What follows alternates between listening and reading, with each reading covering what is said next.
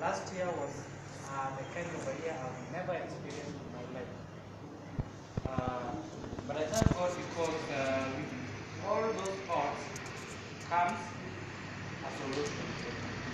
And therefore thank God because right from the beginning of this year, I was able to find a vessel that will take me through 2016. And whatever I did not do in 2015 and I want to do it, we cannot do it in 2016. Yeah, this community, generally, I personally have been able to benefit, and I'm so excited about it. Therefore, you can see it's written in the name East Africa. This is not an East Africa activity. This is just to mean we are in East Africa. But it is an idea that is going on around the world. I, Victor, is in East Africa. You also in East Africa. Therefore, we can all benefit while in East Africa. So this site is actually benefiting people in Kenya, Uganda, Tanzania, Nigeria, Ghana, and many other people outside. But it is something going on all over the world.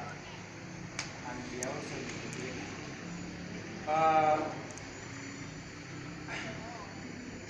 I may tell you a lot of activities which are going on in the land. But generally, we are trying to fight what we call unjust financial world order. The reason why things are happening the way they should not happen. You find that someone who has studied so hard has gotten A, everything in the last year exam.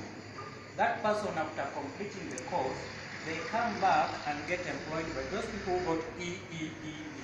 Don't you think there is a problem somewhere? That is what we call unjust financial world order. That's number one. Number two, you find that 10% of the world population control almost everything that will be found in this world. Don't you think it is not worth? Is it? Kwani hao watu walizaliwa na nguo? We are all equal before God. Now, you also find a scenario whereby you are being controlled. A long time ago, we were fighting to get what we call freedom. Freedom is something very expensive, and if you want to know that freedom you have now is very expensive, try to go to prison. Even for only one day. Only one day. I've never been there, or even in jail. But I know if you are denied a freedom, you want to be seated the way you are seated. Utakuwa umekaa na sehemu moja ya sivyo. Freedom imechukuliwa. Now, there is also another thing.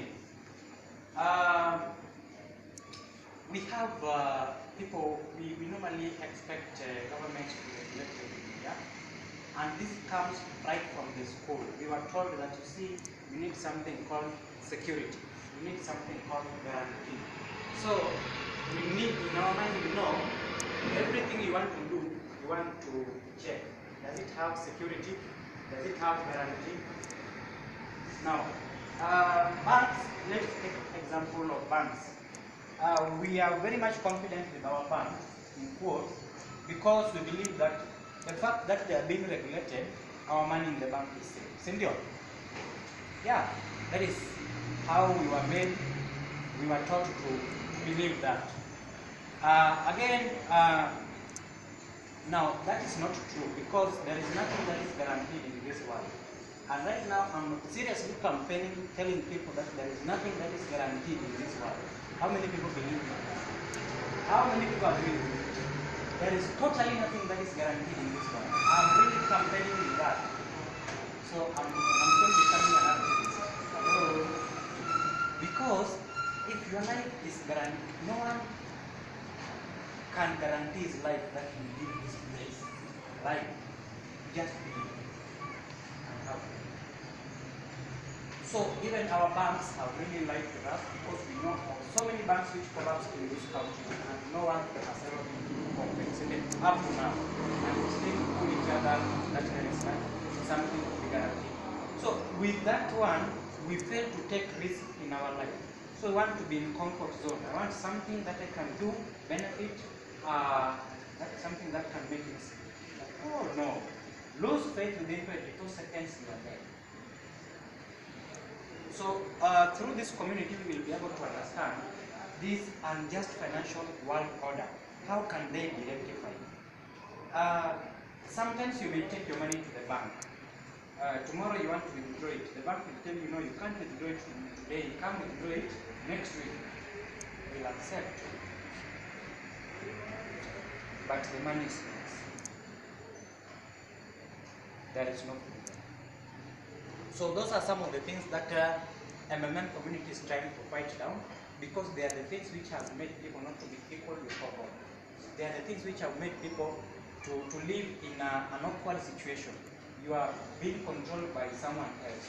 You are under someone else's job. You are trying to climb a ladder owned by someone. Let's take another example. Suppose you open a shop here in Nakuru, a very nice shop. You are selling maybe just stuff like this. Let's say your shop is that size of the counter.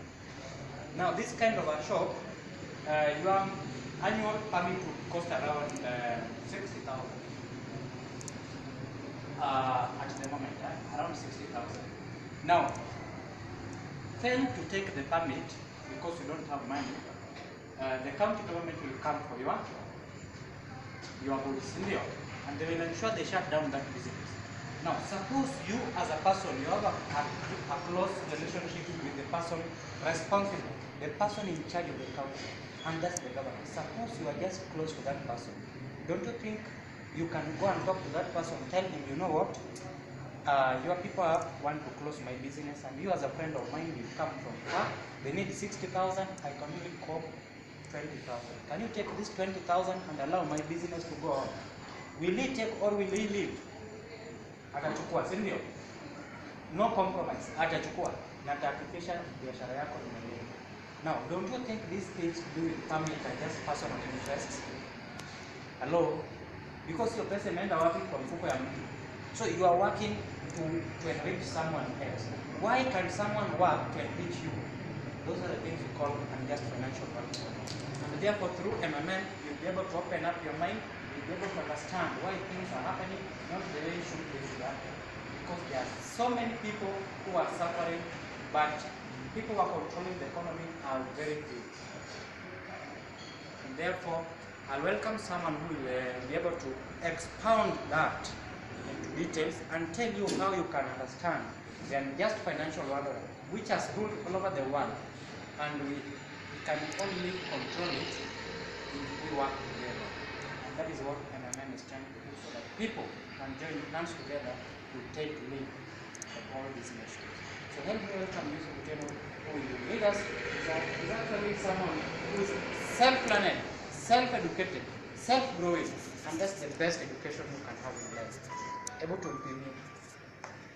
Moja, nyingine, ya mwisho. Thank you so much, Victor.